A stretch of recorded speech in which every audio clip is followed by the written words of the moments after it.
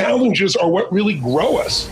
Your life is a great story. Every person's life is a story. And the question is, some people's story is a warning, some people's story is an example.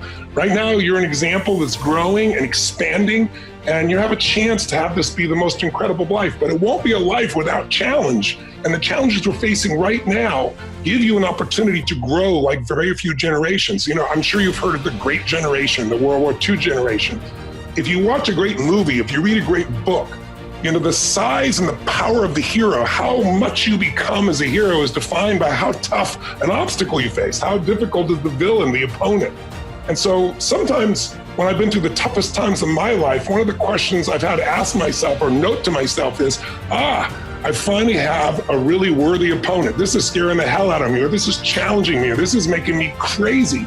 But I also know in my gut and in my soul that if I can push through, just like you've done in these years, you've pushed through tough times, I'm sure, many of them. But as you push through those, you become more. And as you become more, something magical happens. You don't just grow, you expand in your spirit and your soul and your capacity and your skill. And all of a sudden, fear becomes less and less a part of you. How to manage your time to get done what you need to get done, to build your dream, to have family time, to breathe, to really live a 360 life. Time management for me was something that I didn't even know I was horrible at one time.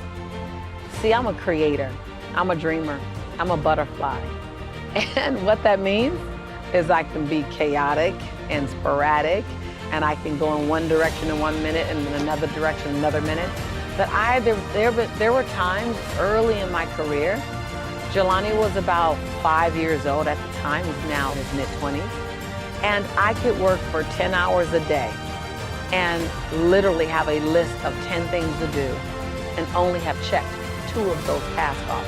But I really, really worked 10 hours in the day. And I remember for years I wondered, what is it that I'm doing wrong? What is it that I'm not doing? Why do I feel overwhelmed? Why do I constantly feel as if I don't have enough time? Do you know that it takes literally as much energy to remain in overwhelm as it does to get organized and manage your time? I know that sounds crazy. I didn't believe it when I first heard it. But actually, overwhelm is an unconscious, say unconscious. Overwhelm is an unconscious strategy. Say unconscious strategy. Yes, I know. It stings. It's not nice to hear. I didn't want to hear it. I resisted it when I first heard it. And yet the truth is that it actually does take as much energy to keep making up the plan versus making a plan and staying in it. Now, my belief system around time management was that time management was going to restrict my creativity. Time management was going to make me feel as if I'm boxed in, I'm blocked in, I'm limited. Time management was going to take away my freedom. Man, I had a long list of the things that I considered time management to do and how many ways it would damage who I am. And the truth is, it took me a while.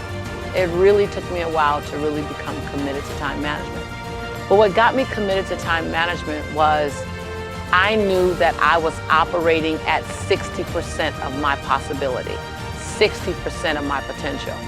And I wanted to use every tool I had to find my 100.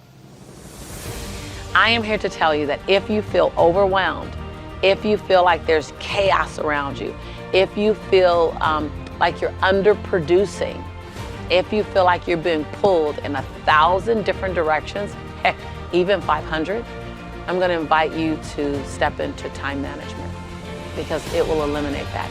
Time management, the proper time management gives you grace and ease, gives you time. It allows you to get more, yes, I said more done in a day and have greater peace of mind while you're doing it. You actually can get more done in a shorter period of time. If I had not done it myself, I would not believe what I'm saying right now. But I'm here to tell you, you effectively implement time management, you will actually have more freedom, more structure, more peace of mind, more joy. And get this, it'll feel as if you have more time. I meditate every day. I meditate every day, And I do it in the mornings, and I do it for about 10 to 15 minutes. And I think it's important because it sets me up for the rest of the day. You know, it helps me, it's like having an anchor. You know, if I don't do it, I feel like I'm constantly chasing the day, as opposed to being able to be controlled and dictate the day. Not that you're, you know, calling the shots on what comes forward, but the fact that I am set and ready for whatever may come my way. You know, I have a calmness about whatever comes my way and a poise. And that comes from starting the morning off with meditation. For me, it's really just listening to my inner self.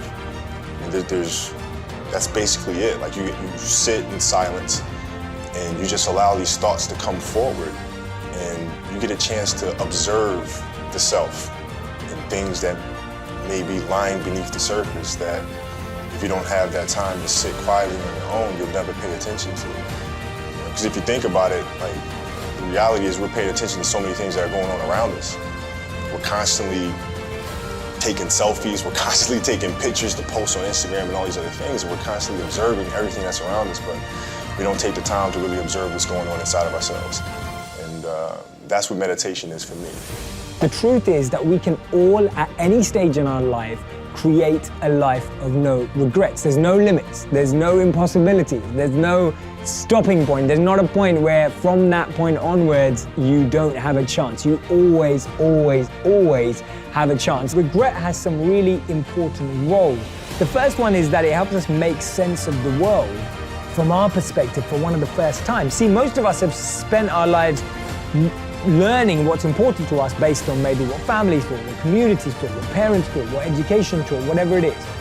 When you start regretting something, when you think you did something wrong, when you start thinking that I could have done something differently, you're making sense of the world from your perspective. It's crazy how powerful this is, right? You're starting to make sense of the world from your perspective. The second thing is, it allows you to avoid future negative behavior. Take a look at, rather than designing realistic goals, is how can you design the most inspiring schedule for your day and your week so that you're optimizing who you are and what you can contribute to this world. And I can tell you that one of the biggest differences that I made that allowed me to create the results that I'm really proud of is designing my day with intention and being really, really clear about when I'm going to bed and when I'm waking up. You know, computers are made to run non-stop, right? We can turn them on, we can hammer away all day with not taking a break, and pretty much they're gonna keep running day after day because they're a machine. But we humans are built differently. And if we don't architect our day in the right way, if we don't build in rest, exercise, hydration, give ourselves free open space, white space, just to dream or to think or to play, we are gonna put ourselves in that position where burnout is a real thing, and then it's gonna put us so far back that it's gonna take 10 times more to even just get back to base zero, nevertheless reaching our biggest dream.